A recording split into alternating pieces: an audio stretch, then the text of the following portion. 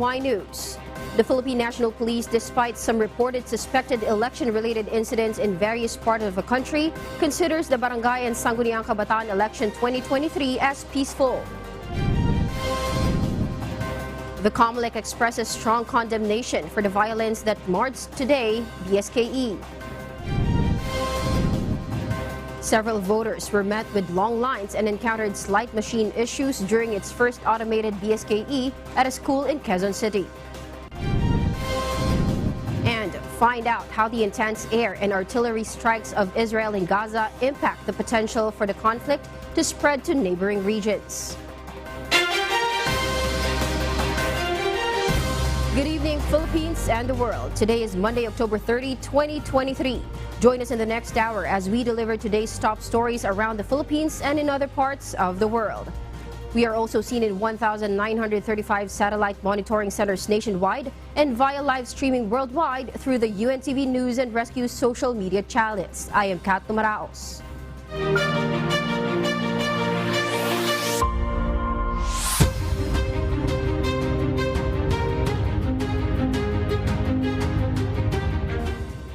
First in the news, the Philippine National Police considers the Barangay and Sangguniang Kabataan election 2023 as peaceful despite some reported suspected election-related incidents in various parts of the country. According to PNP Directorate for Operations Deputy Director Brigadier General Chito Bersaluna, these recorded incidents do not significantly affect the overall conduct of the election. The conduct of 2023 Barangay and Sangguniang Kabataan elections nationwide is generally peaceful. The PNP has recorded 16 incidents today, which includes 6 shooting incidents in Barm, resulting in 5 fatalities and 11 individuals wounded. Voters in malls reported a vastly improved voting experience during the Barangay and Sangguniang Kabataan elections. They said casting their votes was faster and more convenient. Rosalie Cos will tell us why. Unlike the traditional voting scenario, voters who participated in COMELEC's pilot mall voting shared a different voting experience. They expressed that they were able to cast their votes faster and more conveniently, a sentiment particularly echoed by the elderly and persons with disabilities. Gaya ko, PWD. Senior din ako. Mas maganda ngayon kaysa nakaraan. Sa opportunity na binigay na dito kami boboto kasi napaka-convenient sa amin. Kasi previously nakikipagsiksikan kami sa school, kaya ngayon dahil sa dito na kami sa SM Manila bumoto, napakasarap, napaka-komportable, tsaka masaya po ako. Yung oras mo, katulad yun, ako maraming magagawa. Nadala ko pa yung kapatid ko dito kasi hindi niya alam na ano ko pa siya. Tapos pagbalik ko na naman, mamaya na lang ang nanay ko naman. Yung madali lang, kasi dyan lang kami. Halos dyan lang ang bahay namin. Kaya madaling-madali. Walang kaano-ano.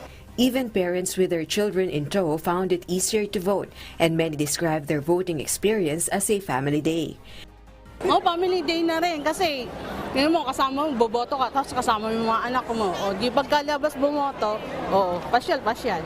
These voters in malls have voiced their desire to see mall voting return in the next elections. COMELEC has taken note of the high turnout in mall voting and plans to expand this initiative in the upcoming 2025 midterm elections. Rosalie Cos, UNTV News and Rescue. We serve the people, we give glory to God. According to the Department of the Interior and Local Government, 8 persons deprived of liberty or PDL ran for positions in the Barangay and Sangguniang Kabataan elections. JP Nunez will tell us why. Interior and Local Government or DILG has noted that persons deprived of liberty or PDL have the right not only to exercise their right to vote but also to run for positions in the Barangay and Sangguniang Kabataan elections or BSKE. In a press conference earlier today, held during DILG Secretary Benher Abalos' visit to Manila City Jail, it was announced that 8 PDLs across the country are running for positions in the BSKE. 2 of them are vying for the position of barangay chairman, while the remaining 6 are seeking seats as barangay councilors. Abalos stated that these PDLs have been allowed by the state to run, considering that their cases are still pending. However, he emphasized that whether they can assume their positions after winning will depend on the outcome of their legal cases. If found guilty, they may be disqualified from taking their seats. Yun ang ano ng proseso ng demokrasya, pero you still have to wait for the, kaya nga detainee wala pang judgment Kung yung judgment nito ay palalayain ka, kaikot ka na. Di ba? Ano na, dismiss na yung kaso, pero kung yung judgment nito is disqualification from office, tanggal ka. JP Nunez, UNTV, News and Rescue. We serve the people, we give glory to God. The Commission on Elections, or COMELEC, has strongly condemned the incidents of violence that marred today's Barangay and Sangguniang Kabataan elections, or BSKE. Dante Amento tells us why. Authorities have recorded a few incidents of violence during the conduct of Barangay and Sangguniang Kabataan elections, or BSKE, today. These include a tearing of official manual ballots in a clustered precinct in Puerto Princesa City in Palawan, and a shooting incident in Dato Udin Sinsuat that tragically resulted in the deaths of 2 individuals. However, BSKE Commissioner in charge, Ray Bulay, stressed that these incidents should not overshadow the fact that Filipino electorates were able to exercise their sacred right to suffrage. We abhor it and we condemn it. But those hiwa-hiwalay na incident is not enough to stop holding the election, and that is the requirement of the law. Chairman George Erwin Garcia shares his sentiment, believing that violence will not overshadow the overall success and peaceful conduct of the elections. The affected individuals represent only a small fraction of the over 91 million voters across the country. Generally peaceful po ang ating eleksyon sa buong bansa. Bagamat mayroong mga iilan na mga insidente ng karahasan na nangyari lalong-lalo na sa Bangsamoro.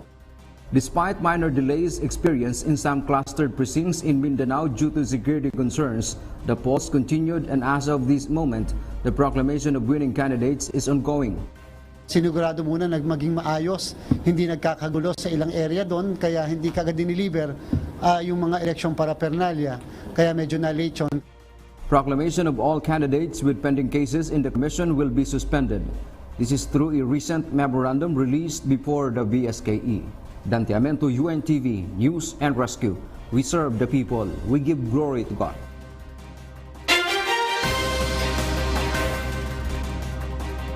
And for the news abroad, on Monday, October 30th, Palestinians in Gaza witnessed intense air and artillery attacks as Israeli forces initiated a ground assault into the territory. These led to increased global appeals for safeguarding civilians. Militant operations have been conducted discreetly, with Israeli forces operating in darkness and a telecommunications blackout that has isolated Palestinians from communication and impeded rescue operations. Additionally, due to strikes near hospitals, Israeli authorities announced the evacuation of Al-Quds Hospital, which provided refuge for approximately 14,000 individuals. Our fight is with Hamas, not with the people of Gaza. Hamas terrorists operates inside and under civilian buildings precisely because they know the IDF distinguishes between terrorists and civilians. This is why the IDF has been warning Gazan for over 2 weeks through multiple means of communication to move away from Hamas strongholds. Today, we increase that urgency of that warning. Meanwhile, 50,000 individuals who had also sought refuge at Al-Shifa Hospital expressed apprehension regarding Israeli threats to the facility. There are also mounting concerns about the conflict spreading to neighboring regions, notably Lebanon, where there have been incidents of clashes between the Israeli military and the Iranian-backed Hezbollah group. Amid these dire circumstances, global appeals for civilian protection have surged. We'll share more global stories with you later. For those watching our live streaming on YouTube, please click the subscribe button you see on your screen and ring the bell for notification. You may also follow us on Facebook. The Philippine Weather Bureau Pag-asa has spotted a low-pressure area within the Philippine Area of Responsibility. As of 3 p.m., it was located 735 kilometers east of Virac, Catanduanes. This weather system, along with a shear line, will bring scattered rain showers and thunderstorms to the Bicol region, Mimaropa, Western Visayas, Eastern Visayas, and the northern portion of Cebu. Simultaneously, the northeast monsoon will bring rains over Batanes, Cagayan, Isabela, and Aurora. Isolated light rain is also expected in the Ilocos region, Cordillera Administrative Region, the rest of Cagayan Valley, and the rest of Central Luzon. Metro Manila and the rest of the country will experience isolated rain showers and thunderstorms. Several voters were met with long lines and slight machine issues at a school in Quezon City during its first automated barangay and sangguniang kabataan polls. Harleen Delgado will tell us why. The Pasong Tamo Elementary School piloted its automated barangay and sangguniang kabataan elections, or BSKE, with a throng of voters. Senior citizens, persons with disabilities, and even pregnant women were early to fall in line at the polling precincts. Noong isang taon kasi madali. Ngayon pila. Dapat ang mga senior hindi na pila. Yung pag-akyat lang kasi part 1 kasi, di ba? Hindi naman agad-agad makikita. Mahirap, pakyat baba. Pasong Tamo Elementary School is one of the 3 polling centers in Quezon City that were chosen for the pilot run of the automated village and youth polls. The other locations were the Judge Feliciano Belmonte Senior High School and CBE Town Covered Court. Issues on the vote counting machines, or VCMs, were also experienced, including paper jams and power interruption. Napansin ko po every 5 person, dun po nagkakaroon ng paper jam. Tapos nagiging okay din naman agad. Pag pinalitan na po kasi yung VCM, ibig sabihin po, hindi na po nakakabasa. So, po nakakabasa, tapos nagkaroon ng paper jam. So, normal lang po yun. Nakikita naman po ng mga voters yung binoboto nila. Pinapa-double check po namin na kung ano po yung binoto nila, yun din po yung lalabas ng receipt. The chairman of the Barangay's Board of Canvassers says the VCM issues were just normal. Very minor, kasama talaga yan sa pag gumagamit tayo ng mga equipment, no? Sabay-sabay, tapos although initially talagang we had the Meralco check the capacity, importante po na ibalik po namin agad, wala naman pong matagal na naging interruption. However, some voters were displeased as they were unable to make it to the 3 p.m. deadline. Kahit na nga lang ako ng angkas para lang sa ganun ay makaabot. 6 o'clock hanggang ang duty ko. 2 o'clock syempre yung aking pag-i-endorsean pa. Ayaw na po papasukin ng gwardiya.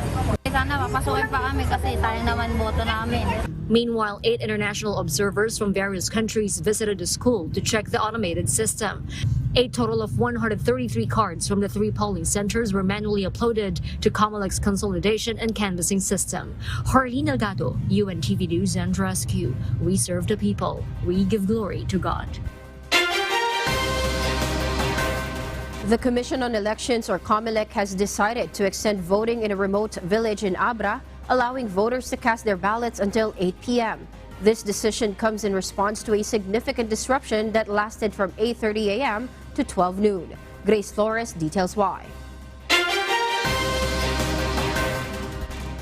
The casting of votes in Lapad, Balantay, Tinig, Abra was extended by approximately 5 hours after it was disrupted from 8:30 a.m. until 12 p.m. Attorney Richelle Belmes, Abra Provincial Election Officer, attributed the disruption to a shooting incident that occurred around 8:30 a.m. situation about 500 meters behind the voting center in Barangay Lapat, Balantay. The election officer explained that the teachers overseeing the precinct were so frightened and shaken that they initially refused to resume the voting process. However, election rules dictate that voting in any election should be continuous and uninterrupted. Responding swiftly to this situation, Belmes, along with members of the Provincial Joint Security Control Center, utilized a chopper to transport 3 police special electorate board members to replace the hesitant teachers. This was to ensure that the 258 voters at the precinct would not be disenfranchised. But that was not the action on the part of the Electoral Board. Instead, according to the Philippine Army Forces, they said that they are declaring a failure of election, and that is a violation. They don't have any authority to declare a failure of election. Only COMELEC can declare a failure of election. After hours of negotiation and explanation and following an order from COMELEC to arrest the teachers for violating the Omnibus Election Code, the 3 teachers finally acquiesced and resumed voting. To proceed with the voting, and the number of hours when they were delayed should be also the number of hours they should extend the voting in that barangay. Belmes mentioned that she had instructed the municipal election officer accompanied by the commander of the 102nd Battalion to proceed to Lapat Balantay. Additional incidents recorded from the beginning to the closing of the voting on Monday included the presence of politicians in voting precincts even if they were not registered voters in those areas. Voting centers, like the presence of politicians within the perimeters of our voting centers, and the fact that they are not registered voters in these voting centers. Grace Flores, UNTV News and Rescue. We serve the people, we give glory to God. Ukraine has announced its plans to host a global peace summit set to bring together world leaders later this year. This announcement follows a gathering in Malta where representatives from 66 countries participated. The Malta meeting focused on several critical topics, including Ukraine's peace strategy in response to the Russian invasion, nuclear safety, food security, energy security, the release of prisoners and deported individuals, as well as territorial integrity. According to Ukraine's Deputy Minister Mykola Tochayskyi, the proposed Global Peace Summit is not only necessary, but also remains feasible as there has been a demonstration of global interest in its objectives. He added that although international attention may be divided, given ongoing military events like the Israel-Hamas conflict, President Zelensky's peace strategy is of utmost importance and can serve as a vindication of its significance. Meanwhile, Ukraine has been actively working to establish connections with governments in Africa, Asia, and Latin America. However, it now faces challenges due to differing positions regarding the Israel-Hamas conflict.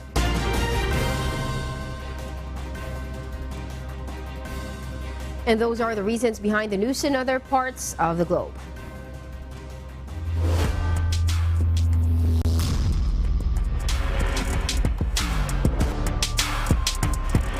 The game is on for the 14 participating teams in this much-awaited UNTV Cup Season 10. As it reaches its first decade, public service remains at the heart of this charitable sports league. In the first game held at the Araneta Coliseum, the DANR Warriors emerged victorious against the PNP responders, followed by a thrilling battle of judiciary versus OPPMs. For this season, the championship will receive 3 million pesos for its chosen beneficiaries. Meanwhile, prior to the game, a public service booth was offered. Among these services are Pag-ibig, NHA Info Desk, and DFA, which catered to new and passport renewal services.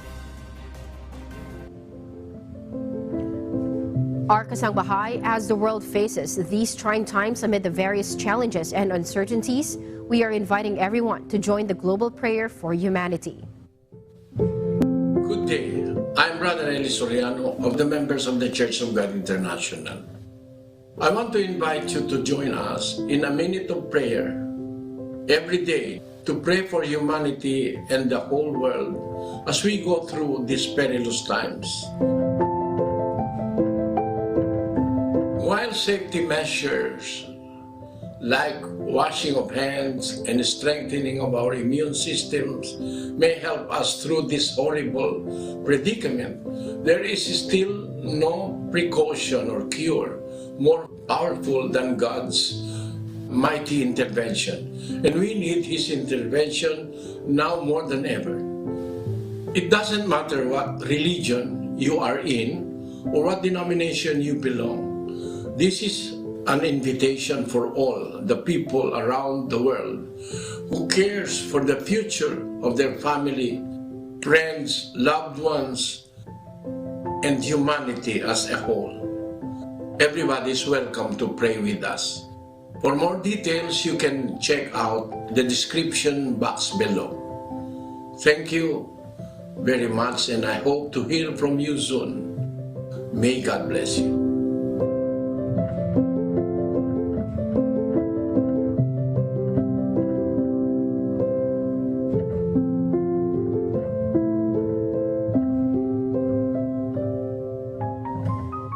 And before we close, we will leave you with the word giving glory to God. From the book of Galatians chapter 5, verse 22 to 23, it says, "But the fruit of the Spirit is love, joy, peace, long-suffering, gentleness, goodness, faith, meekness, temperance. Against such there is no law."